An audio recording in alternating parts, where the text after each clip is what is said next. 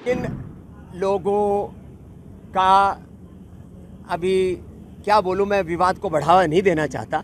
स्वामी रामदेव क्या है ये देश जानता है, स्वामी रामदेव का योगदान क्या है ये देश जानता है। इसलिए मैं ओछे लोगों के बारे में कोई टिप्पणी नहीं करना चाहता। इन लोगों का अभी क्या बोलूं, मैं विवाद को बढ़ावा नहीं देना चाहता। स्वामी रामदेव क्या है ये देश जानता है, स्वामी रामदेव का योगदान क्या है ये देश जानता है। इसलिए मैं ओछे लोगों के बारे में कोई टिप्पणी नहीं करना चाहता। नेशन वन इलेक्शन को आशीर्वाद दिया है सब संतों ने, क्योंकि हम संतों के लिए देश से बड़ा कुछ भी नहीं है। माता भूमि पुत्र हम पृथिव्याः जननी जन्मभूमि स्वर्गादपि गरीयसी के हम उपासक हैं।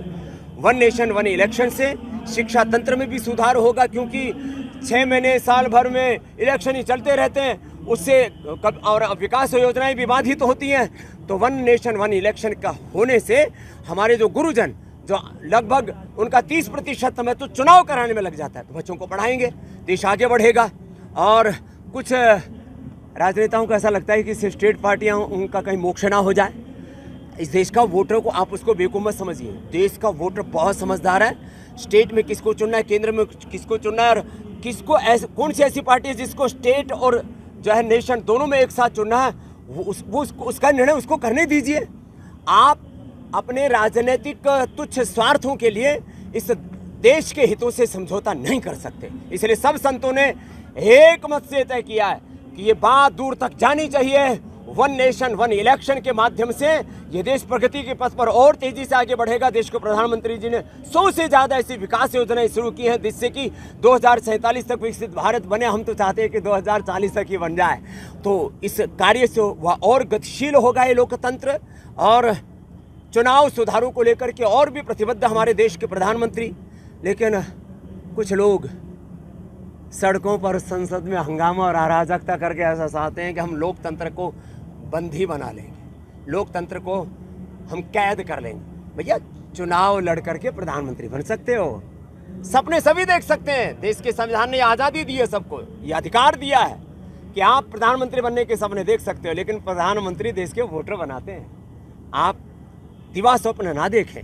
हाँ, इतनी बात मैं जरूर कहूँगा, सुधार यद्यपि शिक्षा तंत्र, चिकित्सा तंत्र, अर्थतंत्र, कृषि तंत्र, लोकतंत्र के विविध घटकों में सुधार की आवश्यकता है, और उसके लिए भी देश की सरकार भी काम कर रही है, आगे भी काम होते रहेंगे। लेकिन कुछ लोगों को ऐसा लगता है कि देश में कुछ अच्छा काम हो ही नहीं रहा, इसलिए छोटे छोटे बच्चों को भी 5, 7, 10 साल के बच्चों को आगे कर रहे हैं कि थाना घेर लो, एसपी को घेर लो, डीएम को घेर लो, सड़कों के ऊपर खड़े हो जाओ। नाबालिग बच्चों को, छोटे बच्चों को आंदोलनों में धकेलना चाहिए। जो वरिष्ठ नागरिक है, 18 साल की उम्र के बाद के जो नागरिक हैं, उनको आगे आना चाहिए। कोई भी आपको लगता है कि कहीं अन्याय हो रहा है, किसी के साथ भी अन्याय हो रहा है, मैं तो कहता हूं अन्याय चाहे छात्रों के साथ हो रहा है, अन्याय चाहे एक मरीज के साथ हो रहा है, अन्याय चाहे जवानों और किसानों के साथ हो रहा है, अन्याय चाहे एक SC ST के साथ हो रहा है, और अन्याय चाहे एक ब्राह्मण के साथ हो रहा है। आज SC ST का कोई अपमान करे तो सब लोकतंत्र की, संविधान की दुहाई देने लगते हैं कि ये तो संविधान के खिलाफ है। SC ST का अपमान यदि संविधान के खिलाफ है, तो एक ब्राह्मण का अपमान भी संविधान के खिलाफ है। कुछ लोग ब्राह्मणों को गाली देने में लगे कि देश में तो लोकतंत्र चल ही नहीं रहा, ब्राह्मण तंत्र चल रहा है, बढ़िया तंत्र चल रहा है। ऐसी बातें बोलना भी ये संविधान और देश के लोकतंत्र के खिलाफ है, और ऐसा नहीं होना चाहिए। न तो SC ST को गाली दो, न क्षत्रिय को, न वैश्य को, न शूद्र को, न ब्राह्मण को, और न सन्यासी को।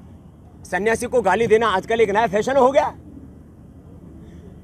और आपस में समाज में ऐसे भेद की दीवारें खड़ी कर दी हैं, एक दूसरे को एक दूसरे के साथ लड़ाना चाहते हैं। ऐसा नहीं होने देंगे हम। हमने ठाना है कि हम भारत को दुनिया का श्रेष्ठतम देश बनाएंगे, भारत की करेंसी को दुनिया की श्रेष्ठतम करेंसी, भारत की शिक्षा चिकित्सा व्यवस्था को दुनिया की श्रेष्ठतम शिक्षा चिकित्सा व्यवस्था। इसलिए मैंने कहा one nation one election, one nation one education system.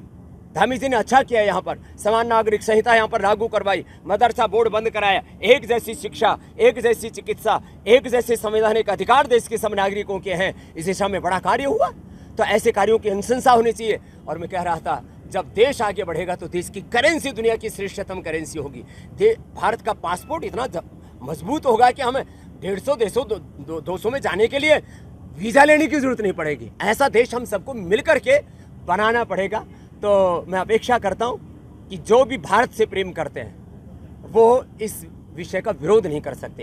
एक बात वंदे मातरम के भी संदर्भ में मैं भी बोल रहा था, कुछ लोग संस्कृत पढ़े नहीं है, वो कहते हैं ये वंदे मातरम में तो कोई दुर्गा की कोई और किसी मंदिर की कोई मठ की पूजा कर रहा है। हम भारत माता को ही कह रहे वही दुर्गा है, वही लक्ष्मी है, वही हमारे लिए धर्म है, वही विद्या है, वही हमारा मंदिर है, वही हमारे 10 प्रहारों को धारण करने वाली है, वही हमारे लिए अप्रतिम है, वही हमारी इष्ट है, अभिष्ट है।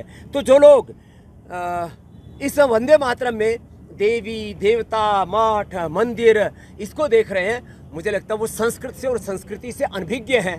उनको थोड़ी संस्कृत पढ़ लेनी चाहिए और थोड़ा उनको बोध होना चाहिए कि हमने भारत माता को सारी उपमाएं देगी। हम मेरा मठ, मेरा मंदिर, मेरी पूजा, मेरा कर्तव्य, मेरा मंतव्य, मेरा गंतव्य, मेरा धर्म, मेरा सर्वस्व मेरी भारत माता है। ये वंदे मातरम का अर्थ है। अब उसको लोग ना समझ करके अरे भारत मेरी विद्या है, तुम ही विद्या, तुम ही धर्म, तुम ही हृदय, तुम ही मर्म, तुम्हार प्रतिमा घड़ी मंदिर है, तो सब कुछ जब हमारी वाणी विद्या दायिनी माँ तुम ही हो, तो हमने वहाँ कोई सरस्वती की उपासना नहीं की, कोई दुर्गा की उपासना नहीं की है। जो ये कहते हैं अबला के नु माँ, ये तो बोले अरे कौन कहता है माँ तुम अबला हो? तो माँ की उपासना को मठ मंदिरों से देवी देवताओं से जोड़ करके फिर ये कहना कि ये तो इस धर्मी संस्कृति के विरोध में, ये सब बौद्धिक दिवालियापन है, ये ठीक नहीं।